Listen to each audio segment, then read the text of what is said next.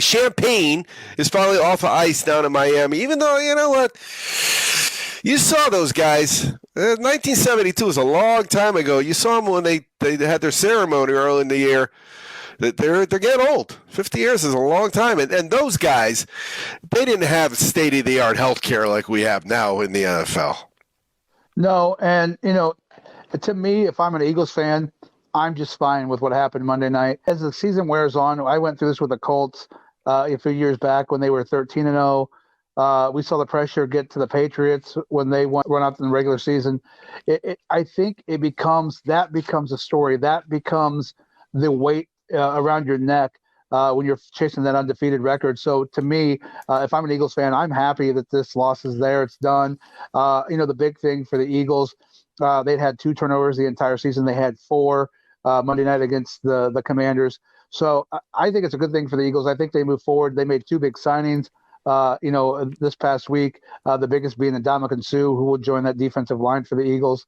The rich continue to get richer, and that could be a tough game for game number 2 for Jeff Saturday and the Colts come Sunday. Yeah, so what do you think? They got a shot? They're getting a touchdown. I do. I think with Matt Ryan back at quarterback, as long as they can protect him, they've got a shot. He's starting to build some chemistry with the receivers.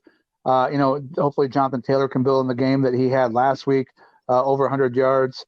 And a touchdown, then you've got to hope the defense shows up.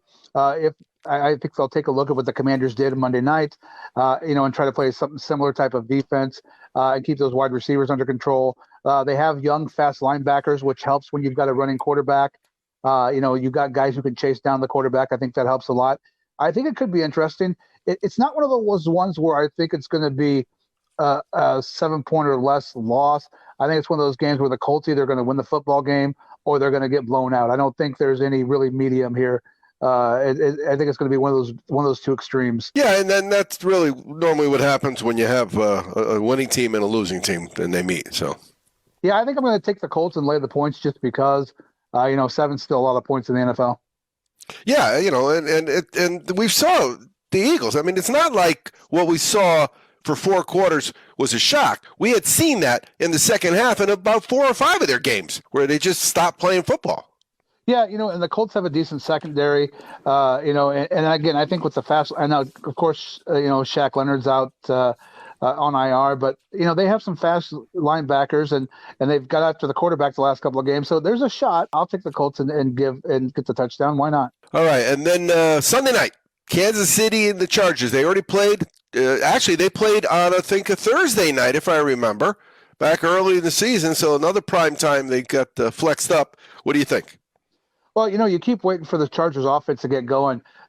Justin Herbert was phenomenal last year, almost 5,000 yards. Mike Williams and Keenan Allen being out has not helped it at all. They focused the opposing defenses to focus on the running game and Austin Eckler, which has made it harder for him at times to get going. I know Herbert's nursed some injuries. San Diego's defense doesn't look as good as we all thought it was going to be, and I think that hurts us some too. Patrick Mahomes just keeps getting better and doing it without Tyreek Hill. I think this one could be closer. They're going to get Mike Williams back hopefully, and Keenan Allen. They didn't practice, leading up to it, but they should be back. I'm going to take. It's hard not to take Patrick Mahomes. I'm taking Mahomes. I'm going to lay the points. I think the Chiefs win this football game. That's a lot of points, but when it comes to Kansas City, you know what?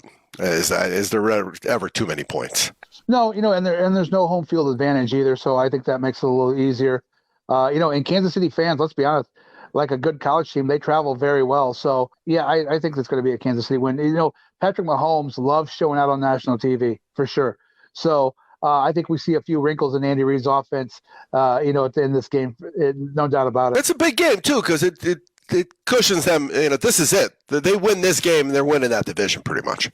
Yeah, I think so because, let's be honest, Denver's terrible. The Raiders are terrible. The Chargers are the only ones that really have a shot at them, and they've been mediocre at best.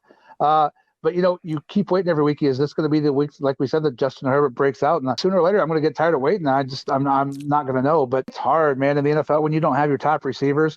Then they could just focus on a couple Keenan Allen's not just the top receiver. He's a pretty good receiver. As top receivers go, he's a top receiver. And Mike Williams may be better.